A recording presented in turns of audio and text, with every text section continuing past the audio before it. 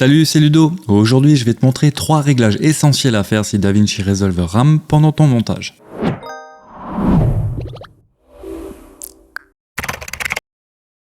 Alors, première étape, réduire la résolution de lecture de ta timeline. Pour cela, rends-toi dans le menu Lecture, puis clique sur Résolution de lecture de la timeline.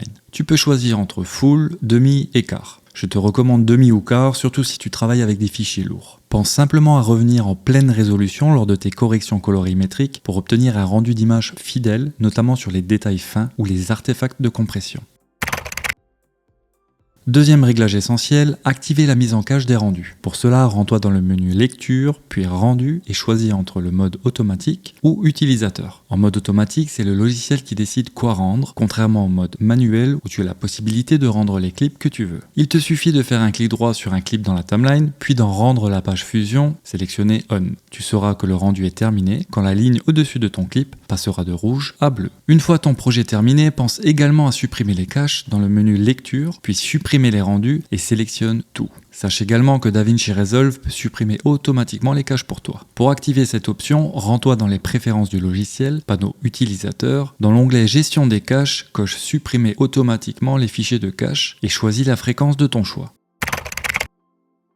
Troisième chose importante est le fait d'utiliser des fichiers proxy. Alors pour créer des proxys, rien de plus simple. Sélectionne tes clips dans la bibliothèque de médias, fais un clic droit, Média Proxy, puis Générer un média proxy. Sache que le format et l'emplacement sont à définir dans les paramètres de ton projet. Pour cela, clique sur la roue dentée en bas à droite de l'interface, puis sous Configuration du projet, rends-toi dans le panneau Média optimisé et rendu. C'est à cet endroit que tu vas régler la résolution et le format de tes proxys. Pour la résolution, sélectionne Demi ou Quart en fonction de la puissance de ton ordinateur. Et pour le format, préfère le ProRes Proxy si tu es sur Mac ou le DNxHR LB si tu es sur Windows. Resolve va ainsi utiliser automatiquement les fichiers proxy pendant ton montage tout en conservant les originaux pour l'export final. Choisis également un emplacement de stockage pour tes fichiers proxy à cet endroit. Tu pourras faire de même pour les fichiers de rendu évoqués juste avant. Il ne te reste plus qu'à autoriser Resolve à utiliser les proxys dans le menu Lecture, puis dans Gestion du proxy et Proxy préféré. Sache aussi que DaVinci Resolve propose également une extension gratuite appelée Proxy Generator qui crée automatiquement des fichiers proxy dès que tu déposes des rushs dans un dossier spécifique. Si tu veux un tutoriel complet sur cette extension, n'hésite pas à me le dire en commentaire. Et voilà, maintenant tu connais les 3 réglages indispensables pour améliorer les performances de DaVinci Resolve. Si ce tuto t'a été utile, pense à t'abonner et n'oublie pas de récupérer tes raccourcis clavier en bas dans la description. À bientôt.